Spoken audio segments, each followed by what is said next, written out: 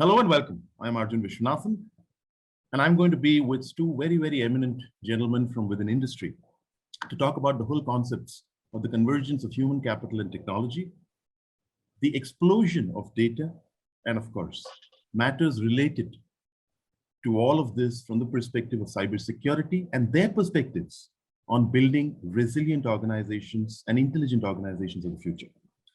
So without further ado, and to put the next 30 minutes to maximum use, welcome, gentlemen. Mr. Singh, Subir, welcome, delighted and privileged. Our delight as well and privilege. Thank you very much. Thank you. Mr. Singh, if I could come to you and with your permission, not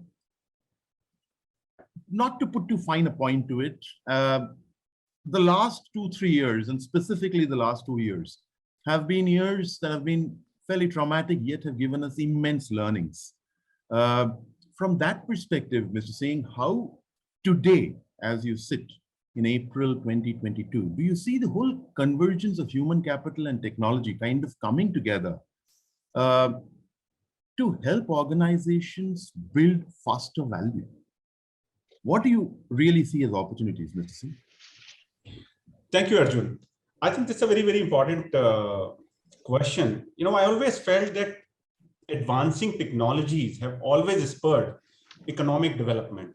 And after what we have seen in the last 2 years in the pandemic, this is truly accentuated and accelerated even more, even better.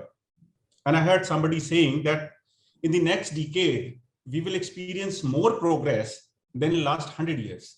It's a very, very large, comment, very specific comment.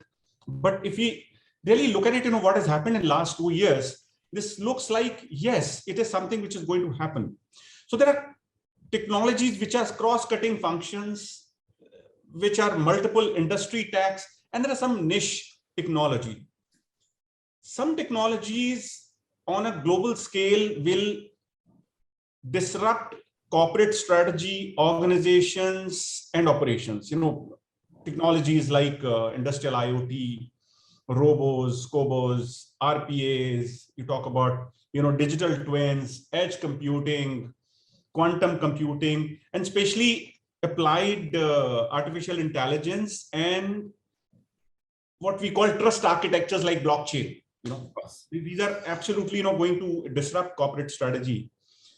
And there would be some technologies I see will come and help the humanities bigger challenges. So like you have a bio revolution, next gen materials, and clean tech, especially clean tech in terms of ESG and industry's renewed focus on that area, because that had become more like an existential question. ESG is no more a buzzword, or it's no more a fad. It's absolutely an existential question. Absolutely. And this combined effect of all these technology is what is spurring a lot of business models and innovation, the kind of platform models that we are looking at it. So there's a lot of convergence which is happening of all these technologies, whether it is information technology or biotechnology, nanotechnology, especially cognitive technologies, that we are talking about. True. However, when I look at it on a whole, on the technology side, we are doing a lot of work. What are we doing in terms of people? It's absolutely very important. When we were talking about ESG, for that matter, we said people, planet, profit. It has to be all three taken together. So people have to come first. Technologies for whom? After all, with all the technology, with all the business, with all models, you are going to serve people. Today, 5.0, we are talking about, after 4.0 talked about all kind of automation, etc. 5.0 is talking about for people, personalization and things like that. So therefore, it is very important that we look at people, reskill them, upskill them, so that they can cope with, the kind of changes that are coming. So you have to build and protect human capital in all stages of life cycle, and then you deploy and utilize this human capital in the labor market and then empower them. That's how this convergence of technology and human capital will work to create what we call a larger purpose, so to say. Brilliantly articulated. I couldn't agree more, because Subir, if I could bring that to you, and in continuum, if I could equally ask you, if you were to take this forward, does it mean that organizations, with the benefit of knowing that technology can be such a vast enabler, have also been forced to realign their strategies, because suddenly you have a new variable, or maybe an existing variable that's playing such a larger role? Yeah, thank you very much for that question. And I was listening in awe to Yogendra on his extensive experience in this area and the wonderful perspectives. So while Yogendra came from the people perspective and what it means for people, I run a technology business, so I will try to come from the technology perspective and see how technology harnesses these challenges and these perspectives and these needs that is coming from the world of today. Now, if you look at the world of today from a technology perspective, there's this new buzzword around ICMS or MISC, whichever way you spell it.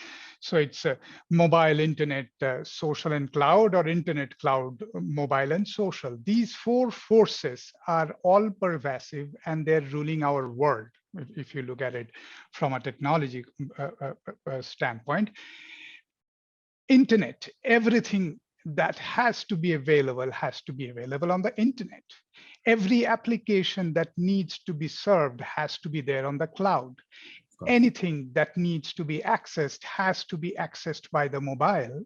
And any engagement, you can't just miss out on the social. So that is the MISC or ICMS focus. So that is no longer an option. You cannot ignore it. It is all pervasive, it's all around you, and you can ignore it at your peril. From that context, bringing in the utility of these things, these technologies to human capital, we need to kind of think of it a bit more in a bit more wholesome manner. I was taking notes while Yogendra was speaking. He talked about building and protecting and empowering. Yeah, those indeed are two of the most important objectives of deploying all these pervasive technology forces right now. I would add to that, it is also about deploy and utilize. Okay, you build the technology and you use it to empower people, but then you need to ensure that that technology is deployed and utilized exactly for the purpose for which it was built. So those three are coming from the objective side of technology.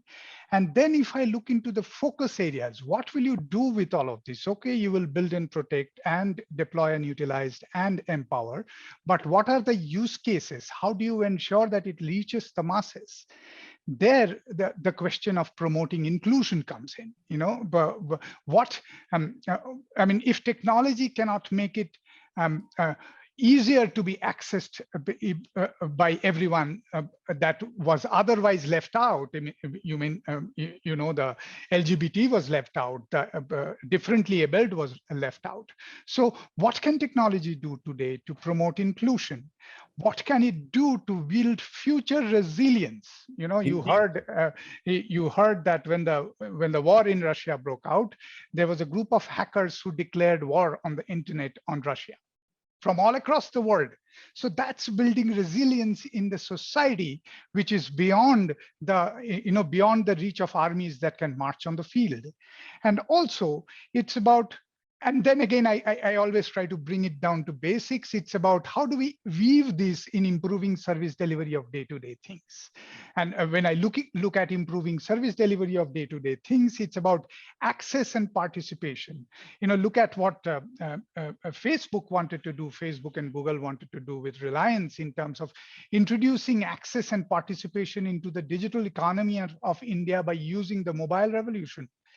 And then it is all about integration, building awareness, bringing them to the fold, integrating them to the new normal and getting to work with it. And finally comes the final mile that you have been talking about in your initial topic is the transformation. What are the transformative forces that we bring in? Yes, there is AI and ML, but what is the use if they cannot help transform the conversation? So can we bring in bots to help people who are disabled of hearing but not disabled of talking? Things like that. How can we bring in AI, ML, conversational intelligence, and all these pervasive new technologies to transform the dialogue, to transform the way things are getting done? So if I look at it, these would be broadly the 9 focus areas that are important for integrating technology of today, which is, yes, all pervasive and sometimes confusing and always overwhelming, to the human capital needs of today and tomorrow, which are really complex and really global. Well, I couldn't agree more. And I think, gentlemen, both of you have just supremely articulated the initial context of how organizations must function. Because, Mr. Singh, I'm going to bring an amalgamation or a condensation of both your articulations back to you, which is, I think it's fairly established today, even during our conversation, that the ability to adopt technology has increasingly started giving organizations plurality in purpose. By that measure, would you consider resilience as being one of the primary and most important priorities that technology should be adopted in greater measure for? And I say this from the perspective of what Subir was also mentioning about the whole concept of cyber attacks, a landscape today that stands fairly uncertain and reimagined in the cyber world, so to say. Mr. Singh. Yeah. So I think Subir talked about a part of it, when he was talking about resilience in a way, and this is absolutely very, very important. He articulated it wonderfully. There was a McKinsey study maybe in 2019, and they talk about 4 trends. And when they talk about 4 trends, they talked about connected devices. They talked about automation, lower transaction cost, and societal shift. So let's just talk about the first 2, which is connected devices. We know that at that point in time, they talked about, there are about 38 billion connected devices. So the ratio of, the total population to connected devices 1:4. And look at, how many people would have access. So actual ratio would be much, much higher. And similarly, automation, has also helped us create those business models. But then the flip side of that is, that connected devices, connected devices, can create the kind of what Subir talked about, the hackers launched. And this was primarily because, you have the connected devices, you have your digital footprints, etc.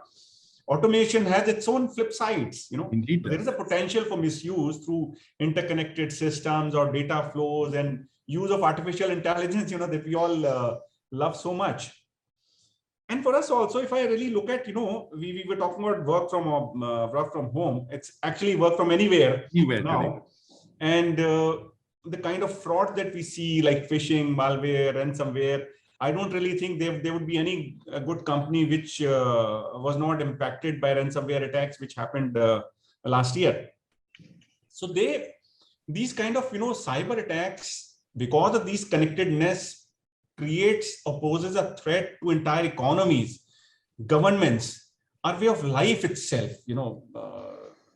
and we know that, how this has, and how we know that some of the countries have been trying to, wage this war. So therefore, cybersecurity today cannot be taken as just another topic to be handled or just another risk to be handled. I think this has to be a strategic issue. Companies will have to bring it as a strategic issue, and they will have to not only, create a cyber security for protecting data. Probably, you need the cyber resilience. And what, primarily when we talk about cyber resilience, so then we are talking about business resources are normally focused on more like a defensive cyber security. You get, so there is a attack on you, then how do you respond to that? which is focused on protecting and confidentiality and integrity of data, that we have.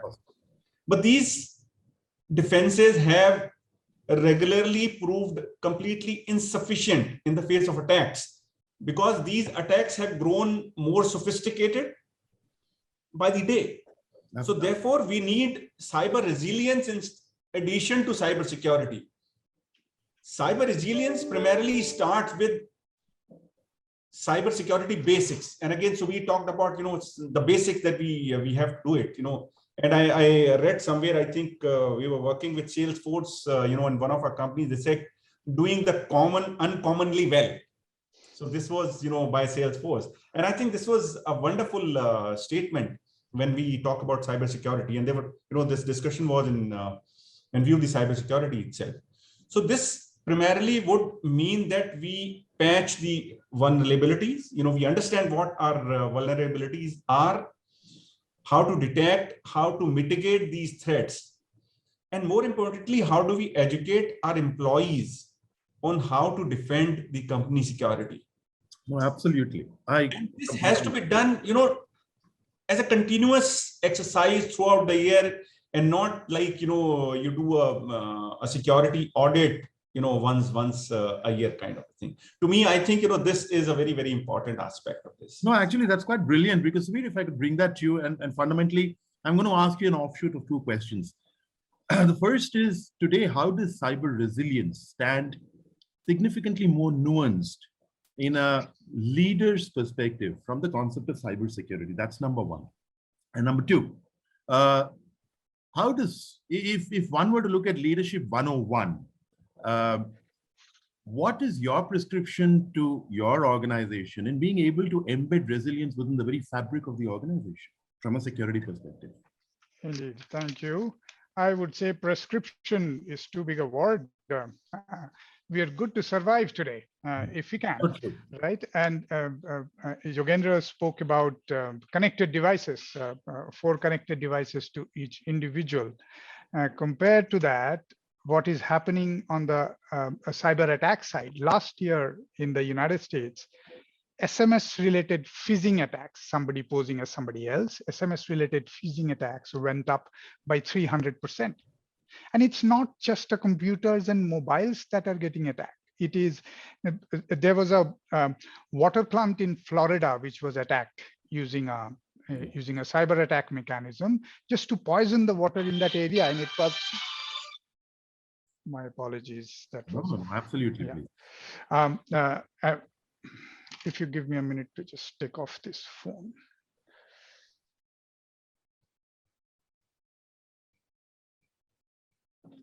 Yeah. So coming back to that, so there was a water plant in Florida that was under attack, and it was they used the vulnerabilities of the intranet connection of that water plant to do that attack.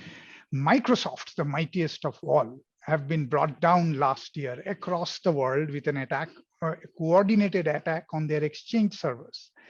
And I mean, you name it, Cobalt strikes, DNS attacks, etc. These are pervasive. So coming back to my original point that I started with, which is today's world of MISC. Gone are the days when you would be safe if you just put all your servers behind a few layers of concrete walls and a couple of firewalls and put a good antivirus. I mean, that was the security recipe when we started working, right? Or even less. Gone are those days. Now it is the world of MISC, and as the technology is pervasive, the threats are equally or more pervasive. And vulnerability assessment has become quite inadequate in terms of its scope for dealing with all these. And the new term, new buzzword in the market is attack surface management. Attack surface management is across MISC, what all are the areas, what all are the surfaces that you can be attacked, and how do you manage that? The focus is more on visibility, detection, and management than being able to prevent, because all of us accept we'll be able to prevent about 10, 20, 30, 40, if you are lucky, 70, 80%. And deal with 20% or deal with 50% based on what our capability is. So the question comes down to attack surface management, and attack surface management is not just you as the enterprise or you as the government. Attack surface management is all about who you work with, your suppliers, your employees, their families. So the attack surface goes much beyond what you could put behind an iron curtain yesterday. So attack surface management and doing vulnerability detection, prevention, and mitigation. I mean, you would notice that I'm putting mitigation to the last because that's the toughest part. Being able to do that is the today's perspective of cybersecurity and dealing with it. Yeah, back to you. Thank you so very much, Subir, because I do have a view on the clock. We've got an interesting 10 minutes ahead in this segment. Mr. Singh, if all of this were to be true, which indeed it is, as leaders, what is your expectation from a new generation of IT and security leaders with regard to helping build frameworks that truly are secure in the truest sense of the word, rather than just the perception of being safe? So, our expectation from new generation of IT and security leaders. So first of all, you have to really understand that you take this as a strategic issue, a strategic item, so that it goes right at the top at the board level itself. This is discussed and not at the operational meeting. So it has to go from what we call XCOM or executive committees to the board committee. So that level of seriousness has to come over there. Second, if I really look at it, we talk about data as a new oil, but it's very simplistic, so to say. They say oil is a commodity to be bought and sold. Data is an asset. Absolutely. And as I'm really amused as a finance professional. We all talk about data as a very important asset, very valuable asset, but where is that value sitting on my balance sheet? Is it there on my balance sheet? It's not there on my balance sheet. So this is for us to, and since it is not sitting on the balance sheet, a lot of exercise that is taking place while we are allocating budgets, etc., then you don't really take this as as a very important aspect. And I would say, guys, you have to come back and say that this is an existential question. Your business depends on this data. So please protect this data, right? Today, we are creating platforms, based on data. We sell, motorcycles, and I sell, in one of my business, 1 crore policies every year. So how do I look at that data? Is it just a number which just passes on, gives me whatever revenue and then goes away, gets into the archives? Or can I really churn this and try and use this as a business asset? So that's a very, very important part of it. So we want, IT and people to really understand that this data is an important thing. If they understand the business value of the data, probably they'll be able to really understand this. And this use of data internally, is absolutely very important. Next is, when we say the security professionals. So since the data is very important, the protection of that data is also extremely important and necessary. Investment has to go into that, and it has to be given the board attention, as I said, for the data protection. And cybersecurity has to be seen as a business enabler. So if I take it, that way, that's how I would, say my expectations from the IT and security. Absolutely. Same question to you, Subir. Really, what are your expectations and what is your guidance, therefore? Yeah, I'll take a clock check before that. How much time do I have? We've got about 5 minutes, sir. So you please, please be as expansive, because this is a fascinating conversation with both of you gentlemen. Indeed, thank you. Okay, so we talked about the pervasiveness of technology. We talked about how it can impact human capital, and then we looked into how the question of security is spoiling the party, and it will continue to spoil the party in very nasty ways. Now, the job of the new CIO today is very difficult. I mean, I really pity that guy. He has to do so much, and it's such a thankless job. His job is also not reported in the balance sheet, as Yogendra was saying. So he has to look at security. He has to look at data. If he appoints a chief data officer, it becomes a question whether the chief data officer should report to the COO or to the CIO. And then he appoints a chief information security officer, and the CFO comes and says he is responsible for most of my data, so that guy should report to me. So tough job. Okay, but so be it. Fait accompli. You chose IT as your field of expertise, so deal with the package that comes with it. Now, the package that comes with it is, and I'm focusing primarily on security and the question of data, as Yogendra pointed out too. So when it comes to security, it's all about, do you know? So the questions that you ask is, do you know who will attack you?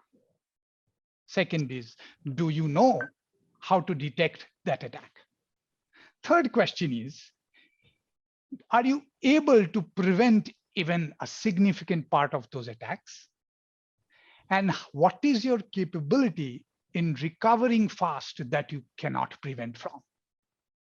And the fifth and the most important question there is, how do you communicate? How do you tell your stakeholders? How do you generate confidence about any that is lost in all of these communications? You know, imagine Microsoft servers taken down across the world and the loss of face that takes to such a big technology giant.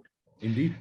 So those are the capability areas, and then comes to the question of, okay, just the capability area is not enough for us as leaders, right? We need to know that they are getting delivered. So if they're getting delivered, we need to see them. We need to see something, some evidence. So the question of metrics and evidences come up, and that's where we can track whether the IT fraternity is doing the right job for the business. So I'll come to some question of metrics about looking into whether the security is effective. And again, coming to this, 5 primary areas: detection, prevention, response, remediation, and restoration. And if you look into these 5 areas, you are essentially looking at metrics around incident rates. You're looking at, metrics around time to react. Do you take 14 hours to react to it or 14 minutes? And what are the severity levels across all these attack surfaces of for the business that you're facing? Are you completely in soup? Then you have to revisit your complete security architecture. And response times, when something gets through and you are compromised, how quickly can you respond? And then time to remediate in hours, minutes, seconds. And if you put these 5 or 6 matrices in front of you, say every week or every month, and in every conversation with your CIO, you can put things at a context. Now, coming back to the final question and the most important question about the new oil, which is not commodity, which is data, and how do you ensure that you leverage it, you enhance it, and you put it to the use of your business, but at the same time, don't let it get compromised. Of course. So earlier it was not giving access to anyone. Now that doesn't work anymore. So you have to give access to your data to tons of people. So it will come down to the question of who needs access, who can change data, and who can just see it. So questions of role-based access control, questions of encryption, questions about how do you back up and recover data that may have been lost? How do you detect any intrusion to your data? There are various kinds of intrusion attempts that are happening. And then how do you prevent any attack that denies the service of using that data? So these are the agree more. Areas that I would look into when it comes to data from a technology standpoint. Fascinating, Subir. Mr. Singh, this has been a fascinating conversation at the cost of repeating myself. But like all good things, this is also a finite segment. much as I would have liked to carry this on for another couple of hours, we are truly privileged, Subir, Mr. Singh, to have had you speak with us and to our audience. Thank you so very much. Pleasure is all ours as well. Thank you. Thank you. Ladies and gentlemen, that was I in conversation with Mr. Jogendra Singh and Mr. Subir Sarbavidya on the concepts of leadership, cyber resilience, and more. Thank you. Stay on, and we'll be back in just a moment.